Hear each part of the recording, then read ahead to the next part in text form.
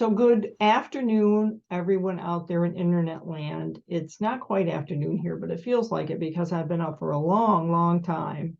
It's a wonderful day in Binghamton, New York, and I have a really outstanding guest today for Smart Conversations with Yvonne DeVita. And you're going to be treated to some really great information, secrets, talk, advice about branding. And I want to especially say branding for authors because everyone knows I'm a book coach. So Dorothy, I'm a book coach, and I want my authors to understand that they are a brand, their book is a brand, and together they're unstoppable. So welcome to the show, Dorothy. Say it again. Wisnewski. Wisnewski. When I grew up, I do. When I read it the way it's written. So Wisnewski, excuse me, Dorothy Wisnewski. Yeah. He and I met a few weeks back, a couple months ago. We had a great call where I said, you have to be on the show because you have so much to share. Let me tell you a little bit more about that. She's a copywriter and brand messaging strategist for inclusive brands doing good things. I like that, Dorothy. I like the way you said that. Inclusive brands doing good things. She uses empathy and a bit of word alchemy to create opportunity and revenue for her clients. Dorothy started her business after a complex chronic illness left her unemployed and obsessed with using words to create opportunity. Now her work changes how her clients think about their brand, themselves, and what they're capable of. And we're going to share her website and everything on the blog, but it's dorothycopy.com if you want to go there right after the show. So Dorothy, welcome again, but the word alchemy really sticks out to me. Tell me where alchemy plays in. I mean, I'm a word person also, and I love that you use that word to describe what you do. Sure. Yeah, so that came from as I was sort of getting my legs as a copywriter and figuring out what was really cool about the way that I'm able to work with clients. One thing that kept coming up for me as I'm thinking about what is it really that I'm doing for people. And I kept coming back to I'm making cool stuff happen just like out of words. Something did not exist before, and I'm using words and ideas to help bring something new into existence. So I'm taking ideas and thoughts from the client end, and I'm adding some words into the mix and finding the right formula to create the thing that they want to create. So I'm taking things that, sometimes you might not think to put together, but then you get somebody like me who that's what we do all day, every day. That's what we think about. How can we put together words in a new way to make this thing happen? So that's kind of where that came from. I really like that. I really like that. Now let's talk about branding and the misconceptions or the myths that people believe that branding is the color of your website and your font. Right. Yeah. So I focus on a very specific part of branding, which is the messaging piece. So I'm really always thinking about how can we make words work harder for you, for whatever your goals are, right? So for me, yes, branding goes far beyond the logo and colors, the visual identity that is part of your branding. But it also includes the messaging. It also includes the experiences that you're creating with your customer service systems, right? Every time somebody gets on a phone call or sends an email and hears back from a customer service rep, that's part of your brand, right? All these little experiences that you're creating in every part of your business you're really building experiences. And those experiences add up to a relationship that's letting your customer or your client get to know you and who you are as a brand and what you're like to interact with. So all those pieces come together as part of your brand. And when we're talking about authors, you're going to have multiple brands really, because you're going to have, in a lot of cases, a personal brand, which is you, the author. And then you're going to have sub brands. So like each book is going to be a brand because it's coming from a different place. It's trying to do a different thing. It may be totally unrelated to another book that you wrote, right? Maybe you have multiple areas of expertise. So you might have a business related book that's very solution oriented for a very specific audience. And then you might also have a novel. Those are not going to be part of the same brand as far as what each one needs to be communicating in its messaging and marketing. So for me, the messaging piece of branding, I look at it as what's the core messaging that you need to have documented, that you put the thought into all of the key decisions that help define what your brand is all about. So that's things like, what is it that you're actually delivering to people? What's that Mm, look like? What are the values behind what you're doing? Why are you doing what you're doing in the way that you're doing it?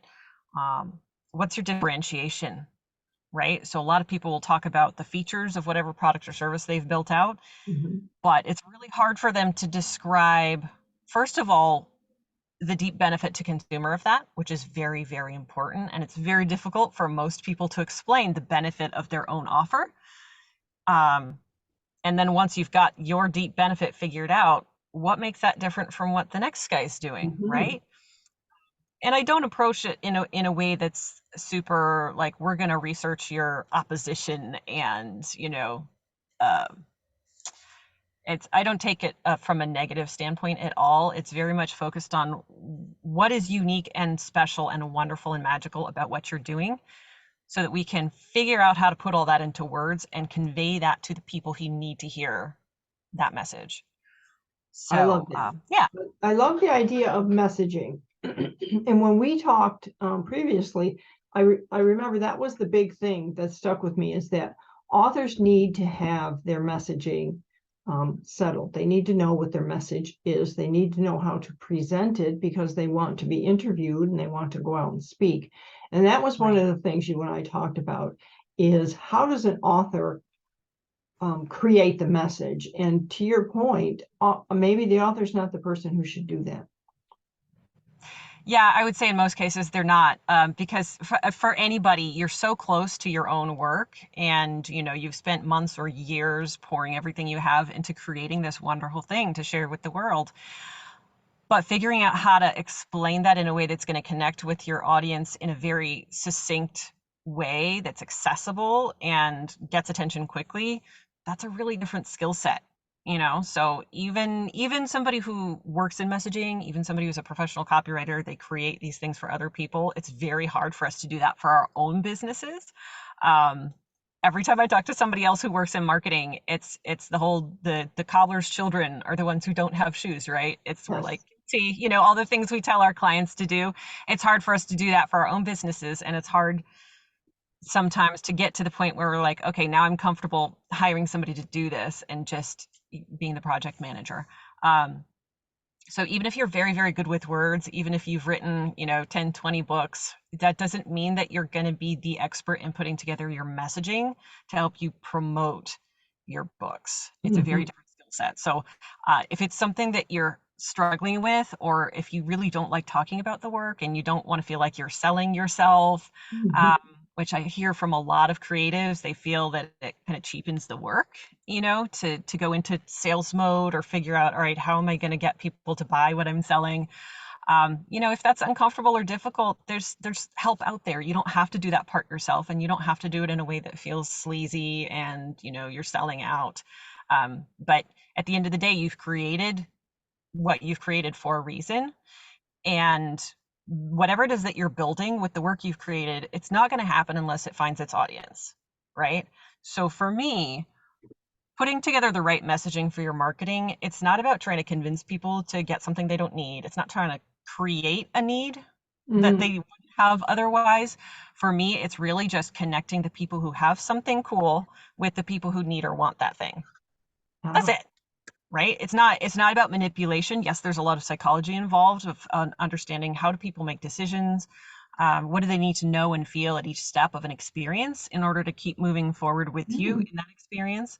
But it's really finding what it is that's so important about what you're doing for the specific person that you're talking to, and then creating messaging that brings that all together and presents it to the right person in a way that they're going to understand it and they're going to feel it and they're going to want to stay moving forward with you. Yeah. When I work with authors, one of the big things that I focus on is their audience. Yeah. So who is this book for? And of Right. course, It's not everybody. right. That's where they start. Well, it's for everybody. Right. Okay, let's narrow that down. Well, it's good for women in business. Well, we're getting somewhere now, but let's narrow that down some more.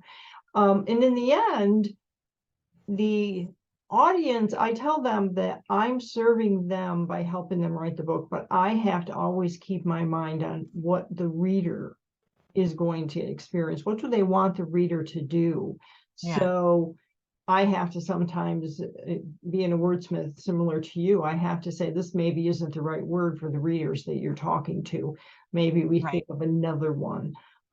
So when they're done, and even before they're done, they should be out promoting the book, and by having a good message, a succinct message, a message perhaps that they've worked on with you, because we don't want them out there trying to tell the entire story of the book.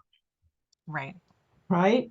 So what kind of succinct messages do you think authors, should it be something with 2 or 3 sentences? Is it something that it's a story they tell? What would you recommend? Well, okay, so I'm going to give an answer that might be a little annoying. It depends. It depends on your goals. It depends on what you want these words to do for you and in what context and for what specific audience, right? So if you're looking for a general message that's going to work in whatever situation you want, that's going to be really hard. You can do it. You can do something that's very high level and doesn't get into the weeds and will make sense to a variety of audiences, like kind of an elevator pitch.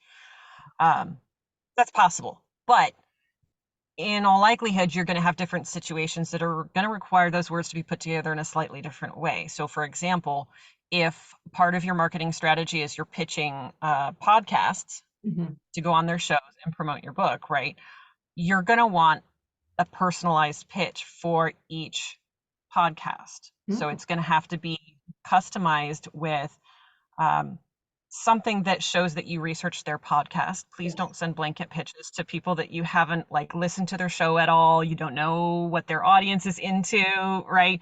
You're going to have to demonstrate that you're going to be an asset to their audience, right? So there's benefit both to their audience and to the host of having you come on and talk to their folks, and then you can share audiences because you're bringing something that they need, right? So you have to demonstrate that you know who it is that you're pitching. And that's going to be different for every podcast. You're going to want to address it to the individual who is making the decision of who to bring on, right? So you need to know something about what they need in their role to be successful, right? So if you can show something that you're going to bring is going to make them look good and make their job easier. Yeah. So that kind of thing, pitching podcasts, pitching, earned media, it's got to be highly customized to be really effective. And so that's going to be different from a bio that you would have on, say, if you do guest blog posts, right? So that's a very different audience. That the person who's reading a bio at the end of a guest blog post is not the same as somebody who's choosing guests for a podcast, right? And somebody who found value in that content and needs to decide once they've finished reading that content, do I want to hear more from this person? Do I want to know more about their background? Do I want to see what they do as their main business or whatever, right? So that's a different audience. They're looking for different things. They need kind of different information and a slightly different tone probably than you would in different things. So whenever you're putting together words to help you reach a goal, you have to start with what that goal is. What's the end? Because if you start at the beginning and you say, well, here's what I'm going to do, and I'm going to put all the words together, and then eventually at the end you figure out what your call to action is going to be and what the next steps are going to be, that's putting the cart before the horse, and you're not going to get the results that you want to see. So that goes for any kind of copy that you're going to put together. That's, you have a goal, the words have to do a job for you. So decide what that job is first. Yeah, good What's idea. a successful conversion going to look like? Yeah, well, so and you can go back and structure it so that you can actually reach that goal intentionally. right. So what is different then about the messaging that you would put on your webpage to tell people about yourself if you're the author, and the messaging that you would use if you're speaking somewhere? Can't you just That's an take that and use it? Well, a lot of people do, Mm. and as a copywriter, I would not recommend it. And one of the biggest reasons why is because it's not for the same audience. We missed that. Say that again. It's not for the same audience. Okay.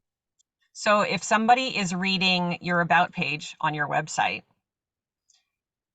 they're coming to it in a different context from somebody who is hearing your bio on a podcast episode or seeing your bio at the end of a blog post, right? This is somebody who's come to your website, knows a little bit about you, and they clicked on the about page specifically because they want to learn more about the person or the company behind what they've already learned about. So they're looking for additional context. They're looking for something deeper. They're looking for reasons to trust you, Mm-hmm. reasons to believe what you're saying. They're looking for ways to connect with you as a human being and a way to decide whether or not you are specifically the right person to help with their problem or their desire, whatever it is. Um, that's a different mindset that they're coming in with than somebody who's listened to a podcast. Because if you're guesting on a podcast, um, I hate to break it to you, but they didn't come to the podcast to listen to you. They're there because they are know and trust and like the host, Mm-hmm. right? And the story that and the community maybe that the host has been building. You're a guest in that world. They didn't come there looking for you. Maybe they came there looking for the topic because the specific theme of that episode appealed to them. But you're not the reason they're there. If they see your bio, that's the context that they're coming in. It's not because they specifically click through looking to hear more about you. It's because they liked the theme of the episode. And in that case, your backstory is a little more secondary. They're not going to be as invested in Mm-hmm. hearing more of your details at that point because they didn't make that choice to come investigate you more as a human being or as a brand, right? So it's a little bit different. So that's why I don't recommend putting just a bio on your about page because it's not speaking to the same people. It's not going to be answering the right questions. Mm-hmm. Yeah, that's really really insightful. So I was thinking about in speaking in front of a live audience. So obviously, if you're asked to speak, if you've been invited now to speak at a conference or whatnot, whether it's a keynote or just a speaker in the agenda, obviously you will create context and talk about the book and whatnot. But there is also an element of you have to be true to the message that the audience is expecting, as opposed to creating something that you think the audience should, right? I mean, again, Yeah, we're saying it's the audience. Pay attention, folks. right. No, that's a fair point. And I think it's important to keep in mind the distinction between the messaging and the message. The, that's a little weird to say it that way, but the messaging is more about the core of who you are and what you're bringing, what your brand is all about.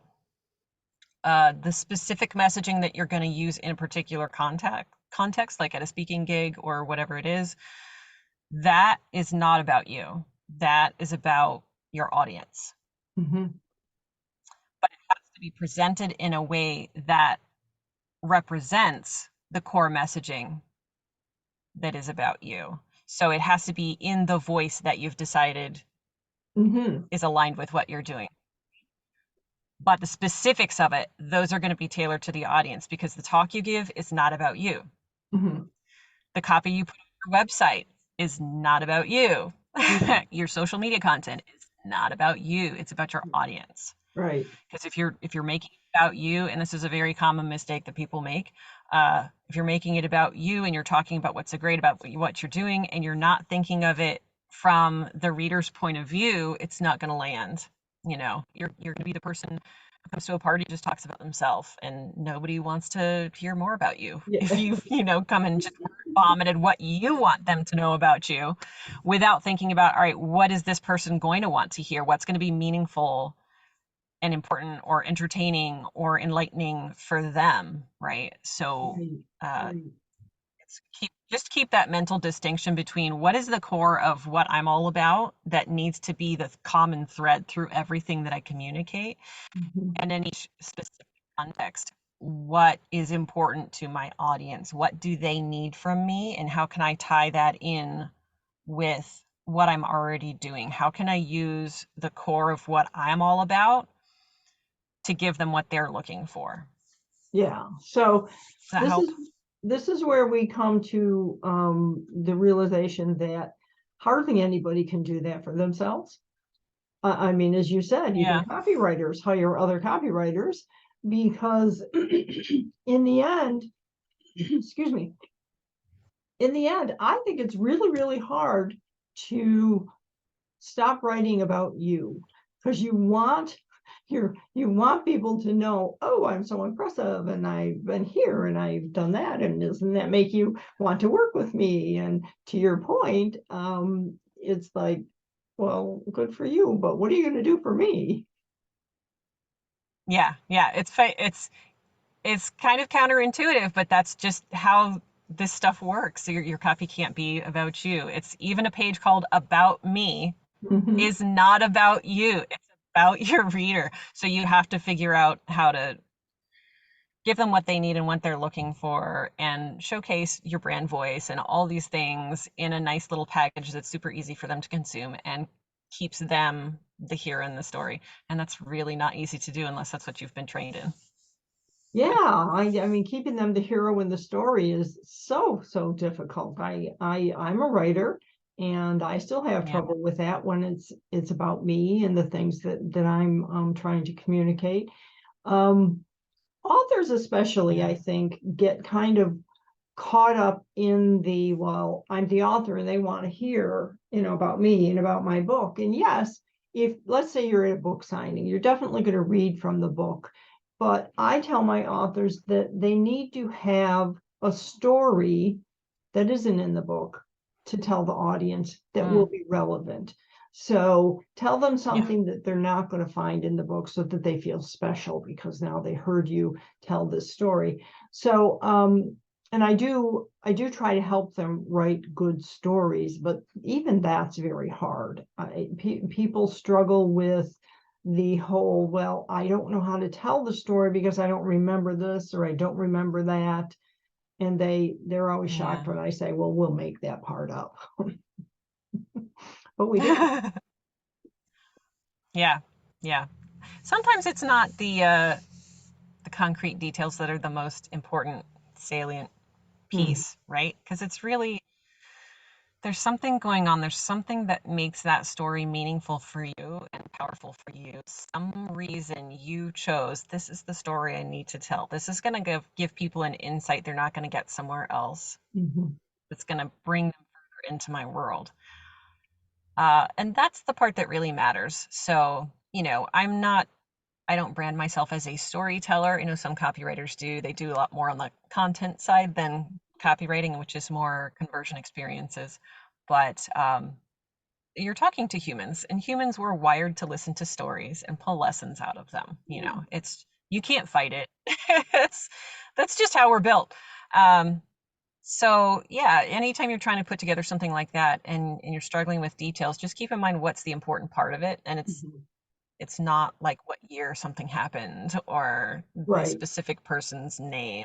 right. It's there are things that you can fill in gaps or you can just change the focus of it if you feel like you're missing something important and just find a different way to bring that same lesson through Mhm. because that's what people are really listening for anyway.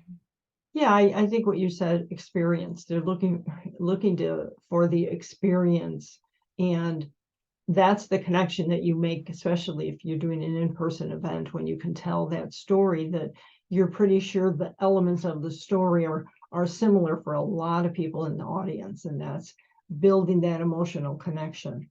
So and so that's Yeah. back to the whole messaging. What happens is people people want to take charge, especially authors, of their work. So they think that, well, Yeah. I'm going to write this, right? You're nodding your head, right? Mhm. Because Yep. this is mine and I have to do it. So we need to disabuse them of this idea and tell us a little more about what you do and how you do it so people understand the importance and the value of someone like yourself. Yeah. So one of the things that's cool about how I get to work with clients is I'm the outside expert, right? Mhm. Whatever we're promoting that you're selling, that's not my baby. Mhm. It's your baby, which is why you shouldn't be the one trying to put together all the messaging and copywriting because you're too close to it. It's like trying to cut your own hair if you're a hairdresser. You're too close to be able to do it right. It's Mhm. not going to work, right? So having somebody like me come in from the outside, first of all, it's not our baby, so we're focused on what's going to get results rather than what's close to what you've already done, which sometimes, if you've created something, you've put a lot of yourself into it, it's really hard to make substantial changes because you're so invested in what you've already put in, right? Mm. Um, I don't have that investment, right? I'm looking at what is your audience going to see when they read this? And is it going to produce the intended result for them in their hearts, in their minds? And is it going to get them to take the action that you want them to take, right? And if the answer is no, I'm going to tell you Mhm. because you don't hire me to be a yes man. You hire me to be an outside expert and give you my honest assessment of what's going to work and what's not going to work and how I can help you reach your goals.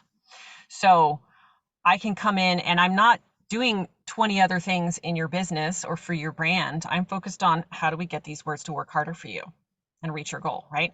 So you're doing all these other things. You're thinking about your larger strategy. You're thinking about how to connect this with your other business goals. And I'm thinking about we're going to make this piece work really hard for you. Yeah. Uh, so that's where my focus is. I'm not going to be stretched across so many different things, like if you're trying to do all of your marketing as one person, right? Mm. Um, so I'm coming in and I'm laser focused on that piece, whatever it is. So if we're starting on your messaging, which a lot of places, a lot of clients, that is where we start because the reason they're struggling to put together effective marketing assets like social media content or like a website or like a bio, whatever it is, they're struggling because they haven't answered those important questions of their core messaging. Who are you as a brand? What is essentially important about what you do and what's unique about that? And why should people care? Yeah. I You think that's know? a good one. So a lot of times that's where I start with people is working on that messaging. And I do it as a deep dive where, come to me confused, come to me not knowing what you want to say, come to me not knowing how to explain to people what's important, what you do. That's what I'm going to help you figure out. Right. So I do it. I only take 2 calls to do it, which is part of, this is so cool how I do this. Um, I do a kickoff call where I ask you a ton of questions. We do an interview and I sort of just dig things up and see what's underneath, right? And you're Mhm. not going to have all the answers to all the questions, but that's kind of the point is I'm going to poke around and find what we can see, what I'm going to get out of you. And that's my raw material. So then after that call, I take that and I put together a document, a guide that pulls everything together in a really succinct way as a reference for you. And then we have a second call where we review it together and see what we got right and what needs tweaking. Mhm. So we dig up a lot in that process. Like I tell people how many pieces I put together in the guide for them. And they're like, really? This comes out of one 60-minute call? I'm like, yeah, Mhm. yeah, it Mhm. does.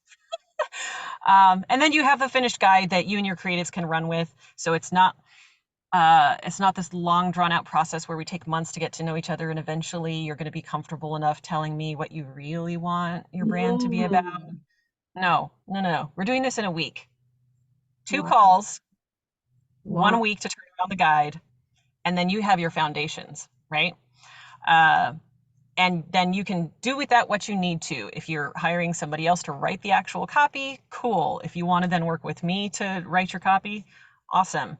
But at least you've got something solid to start with where you're not going to spend months trying to figure out what the essential pieces of your messaging are. I'm going to do that for you after that, initial interview. So that's a fun part of what I do. And then the other major piece is actually writing the copy. So a lot of times it's websites or it's emails or it's funnel copy, ads, landing pages. These are the things that we can put together once you have your strategy and you understand your core messaging and what you're trying to communicate to people and how and why. That all guides writing the actual copy. So it's so much faster and easier to get these things done rather than trying to figure out the messaging questions as a part of the copywriting project, which is just people want to try to do that sometimes because they think it's going to save them time and money, and it's not. It just makes it harder for everybody. And it ends up costing you time and money. So That's yeah, amazing. so a lot of the clients I work with, we do the messaging and then we do the copy, and it just goes so much more smoothly. And they're usually pretty surprised at what we're able to pull out in that initial messaging session, and then what the end result is. That a lot of times they've been struggling to create it themselves. Even people who work in marketing, like I had a client recently. She does marketing automations, and sometimes she builds out assets for her clients. So she was trying to rewrite her own website and just hitting a wall and was very frustrated. And then she met me, and I was like, she's like, I really wish I had met you sooner because I just paid this other person Oh, so much oh, money to help me with messaging, but there's no like one-on-one support, and I'm still doing a oh, lot of it myself. And then you've got the sunk costs. Like, should I spend the money to get somebody else to help me because I've already put all this in here? Yeah. So it's I love the way that I'm able to help people one-on-one, because I'm not trying to put you in a group program where you're not getting any attention. I'm mhm, not giving you lengthy worksheets where you have to figure out your own messaging. If mm, you knew how to do that, you would have already. yes, So yeah, come to me confused, come to me with your questions, come to me with your nebulous ideas and dreams, and we'll figure out how to put that all into concrete terms and something that's succinct and clear and can give you some direction moving forward. that's really wonderful. That's exactly why I wanted to have you on the show. I just feel strongly that that's the approach, especially for my authors. So definitely I'm going to be recommending you. So we've reached the end of the show time, but this has been really fantastic because I wanted to get into that messaging idea. I wanted to really do a bit of a deep dive into how difficult it is for us, me, the author, whomever, to do Yeah. that when we're so close to the material, as you say. So, everyone, please listen to this advice. It's absolutely fantastic, and I will have all of Dorothy's information and how to connect with her on the website and on YouTube. But before we sign off, Dorothy, why don't you tell us you're on, what is your website, and are you on LinkedIn? Yes. So my website is dorothycopy.com. That's DOROTHY. And I'm on LinkedIn as my name. I don't have a business page. So it's a whole choice. Mhm. And I'm also on Instagram at Dorothy Copy. Awesome, awesome. Well, there you go, everyone. This has been a great, great, great call today. And Dorothy, I will let you know when this is up. I'm going to be sharing it multiple times, and I'm actually writing about branding in my newsletter today, and I'm going to mention some Great. of what you said. Awesome. Thank you so much for having me on the show, Yvonne. And this is Yvonne from Smart Conversations. We'll see all y'all next time.